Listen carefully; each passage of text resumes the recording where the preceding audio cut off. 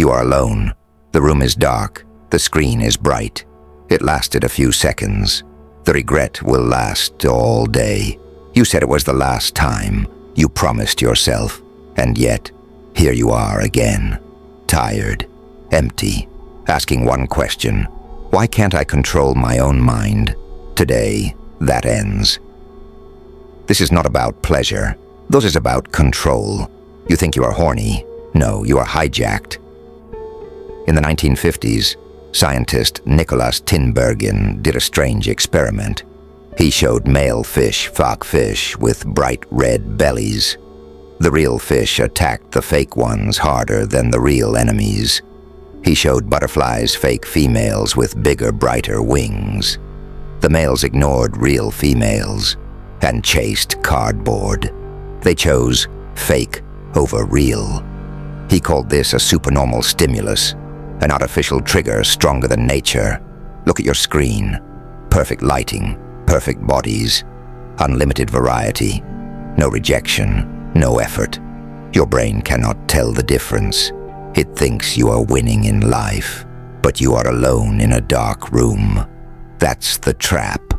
This isn't natural desire anymore. It's biology hacked by technology, and willpower alone will not save you. You don't beat this with cold showers. You beat this with strategy. Step 1. Break the illusion desire feels powerful because it is wrapped in fantasy.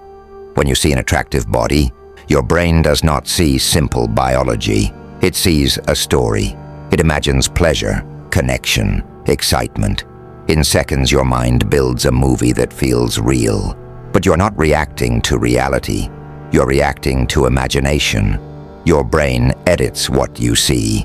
It smooths the skin, hides flaws, removes awkwardness, removes smell, removes insecurity. It turns an ordinary human body into something magical. That magic is not in the body. It is in your mind. Strip the story away. Slow down and look again. What are you actually looking at? Skin covering tissue, muscles attached to bones, blood moving through veins, organs working to survive, a skeleton holding everything together. It is biology, nothing more. The same body that looks perfect today will age. It will wrinkle. It will get sick. It will weaken. It will die. Lust survives because it hides this truth. It depends on glamour. It depends on blur. When you remove the fantasy, the power drops. You do not desire magic. You desire signals your brain has learned to label as reward. Shapes, colors, movements. Your brain reacts automatically, but that reaction is learned. Remember this: an image on a screen is only light and pixels arranged in a certain way. Your brain treats it like a real opportunity, but it is just a trigger. When the urge appears, pause and ask, what am I really seeing? Break it into parts: geometry, color, biology, nothing mystical. When you stop romanticizing it, it becomes neutral. Desire weakens when illusion dies. Remove the fantasy, and obsession loses its fuel. Step 2. Separate from the urge. The biggest mistake you make is saying, I want this. The moment you say that, you accept the urge as part of you. You give it authority. You act as if it is your true desire, but it is not. It is only a signal coming from your brain. So change the language. Instead of saying, I want this, say, my brain is sending a signal right now. That small shift creates distance. Your brain builds habits through repetition. If you watched adult content when you were stressed, your brain connected stress with relief. If you watched it when you were bored, your brain connected boredom with stimulation. If you watched it when you felt lonely, your brain connected loneliness with quick pleasure. Over time, these connections became automatic. Stress leads to screen. Bored leads to screen. Lonely leads to screen. It becomes a loop running in the background of your life. But a loop is not your identity. It is programming. And programming can be changed. The urge you feel is simply your brain firing old pathways. It is like a notification popping up on your phone. A notification is not a command. It is just information. You do not open every message. You do not answer every call. You choose. Do the same with the urge. When it appears, do not panic. Do not fight it aggressively. Just observe it. Say to yourself, this is a signal. It is temporary. Sit still. Breathe slowly. Notice how it feels in your body. Maybe it feels like pressure in your chest, tension in your stomach, restlessness in your hands. Watch it carefully, like a scientist watching an experiment. Urges rise like waves. They grow stronger for a moment. Then they peak. Then they fall. If you do not feed the wave with fantasy or action, it loses energy. It cannot survive without your attention. You are not the urge. You are the observer. When you stop identifying with the signal, you take back control. And when you stop feeding it, it slowly fades away. Step 3.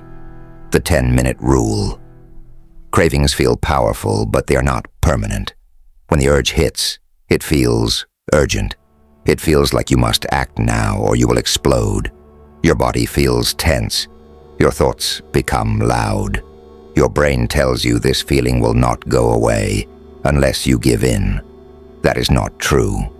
Science shows that most cravings rise, peak, and fall within a short time, usually 10 to 15 minutes. The problem is not the craving. The problem is your reaction to it. You panic. You rush to escape the discomfort. You mistake intensity for permanence. Here is the rule. You are allowed to give in, but not now. First, you wait 10 minutes. Set a timer on your phone. Make it real. 10 full minutes. This is not about fighting the urge with pure willpower. It's about delaying the response. Delay creates control. During those 10 minutes, you must do something that requires effort. Not scrolling, not lying on your bed. Do something that forces your brain to shift focus. Do 50 push-ups. Splash cold water on your face. Step outside and walk fast.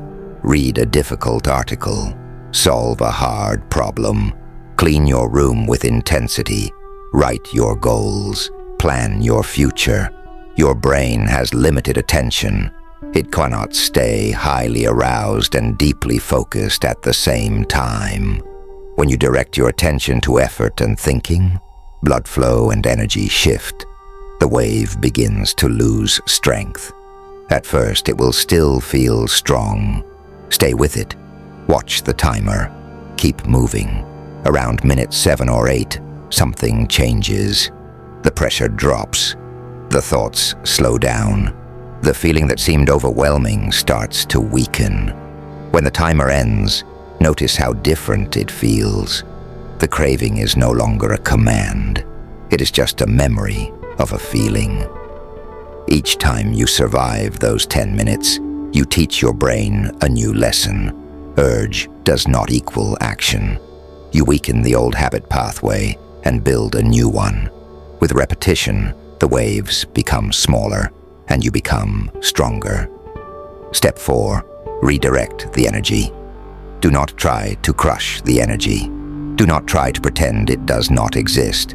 Suppression creates pressure, and pressure, if trapped, will explode later. The goal is not to destroy the energy. The goal is to redirect it.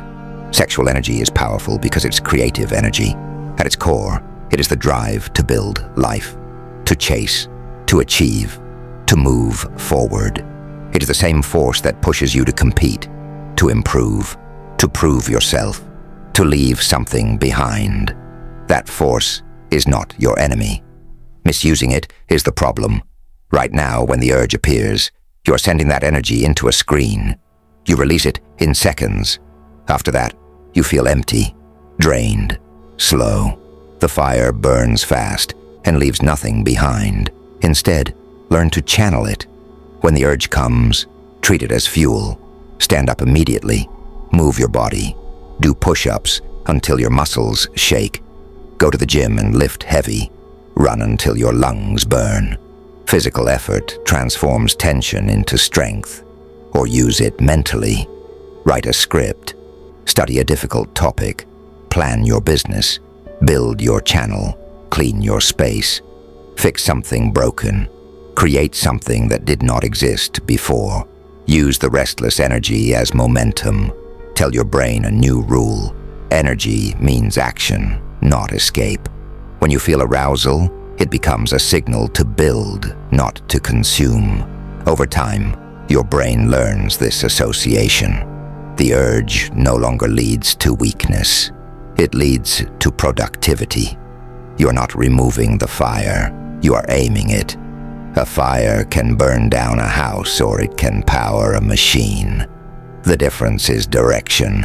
When you redirect the energy again and again, something changes inside you. You feel stronger, more alive, more focused. Instead of leaking power, you store it and release it into your goals. That is how you win. Step 5. Guard your eyes. The battle does not start in your hands. It starts in your eyes. Before there is action, there is attention. Before there is relapse, there is a look. Most people think the problem is the final act. It is not. The real damage begins much earlier. It begins with the peek, the second look, the slow scroll, the extra second where you allow your eyes to stay. The first glance is often not your fault. You live in a world full of triggers. Images are everywhere. Ads, social media, thumbnails, billboards. You cannot control what appears in front of you, but you can control how long you look. That second is your power. Train this simple rule. See arrow, look away. 2 seconds. That is it. If your eyes land on something triggering, bounce your gaze away quickly. Do not analyze it. Do not judge it. Do not test yourself. Just move your eyes. Why is this important? Because fantasy begins in that extra second. The brain needs time to build a story. If you linger, your mind starts filling in details. It imagines scenarios. Dopamine rises. The craving grows before you even realize it. By the time you close the tab, the seed is already planted. Your eyes are the gatekeepers of your mind. Whatever you repeatedly look at shapes your thoughts. Whatever shapes your thoughts shapes your behavior. Protecting your eyes means protecting your future actions. Think of it like guarding a door. If you never let the trigger fully enter, you do not have to fight it later. It is much easier to stop a spark than to stop a fire. Practice this daily. When something appears, look away calmly and confidently, not with fear, not with shame, just discipline. Over time, this becomes automatic. Your brain learns that these images are not rewards. They are distractions. Control your gaze, and you control the beginning of the battle. Protect your eyes, and you protect your mind. Step 6. Kill the old identity. Real change does not start with actions. It starts with identity. The way you see yourself controls the way you behave. If you keep saying, "I'm trying to quit," you are secretly telling yourself that this habit is still part of who you are. You are saying you are someone who does it, but is attempting to stop. That keeps the door open. Instead, change the sentence. Say, "I don't do that anymore." Simple, clear, final. This small shift is powerful. When a person quits smoking, the strongest ones do not say, "I'm trying to stop." They say, "I don't smoke." A non-smoker does not wake up every day fighting cigarettes. He simply does not smoke. It is not a struggle. It is not a debate. It is not part of his identity. Behavior follows belief. If you believe you are weak, you will act weak. If you believe you are a disciplined person, you will act disciplined. The brain wants consistency. It wants your actions to match your identity. So give it a stronger identity to follow. The old version of you was stuck in a loop. He gave in to urges. He felt shame. He promised to change but repeated the pattern. That version existed because he believed he was powerless. But that does not mean you are weak as a person. It means you are undisciplined, and weakness and lack of discipline are not the same thing. Discipline can be built. To kill the old identity, make a clear decision. The person who loses hours to a screen is not you anymore. The person who hides in shame is not you anymore. That chapter is closed. When the urge comes, do not panic. Just remind yourself, that is something I used to do. Notice the past tense. It creates distance. It signals growth. You're not fighting to become someone new. You're deciding who you are now, and when identity changes, behavior follows naturally. Step 7. Remember death. This may sound extreme, but it is powerful because it is true. You are going to die, not as a threat, not as drama, just as a fact. Every human who has ever lived has faced this reality. You will too. The only question is when. Maybe in 50 years, maybe much sooner. No one knows. Time is not unlimited. It only feels that way because you wake up every day expecting another tomorrow. But one day, there will be no tomorrow. When you truly understand that, your choices begin to change. Think about it clearly. You're alive for a limited number of days, a limited number of hours, a limited number of breaths. Every time you give in to an urge and spend 30 minutes lost in pixels, that is 30 minutes of your life gone forever. It will never return. That time could have been used to build your skills, strengthen your body, improve your mind, or connect with real people. Instead, it disappears into a screen. Every urge is not just about pleasure. It is about where your time goes. And time is life. When you waste time, you are slowly wasting life itself. Ask yourself a simple question. If today were your last day, would you want to spend it alone in a dark room, scrolling and escaping? Or would you want to use your energy to create something meaningful, to speak honestly, to move your body, to build something real? Thinking about death does not make life darker. It makes it sharper. It removes excuses. It removes, "I'll start tomorrow." It reminds you that this moment matters. You do not have forever to become disciplined. You do not have forever to chase your goals. The clock is always moving. Remembering death gives weight to your decisions. It makes small urges look small. It makes your future look valuable. And when you truly understand that your time is limited, you stop wasting it on things that give nothing back. Final message. The urge will come again. That's normal. The war doesn't end. You just become stronger. Every time you win, you respect yourself more. And that respect changes everything. You become calm, focused, dangerous in a quiet way, not controlled by screens, not controlled by impulses, controlled by yourself. The next urge is coming. When it does, who will you be? The slave or the architect? The choice is yours.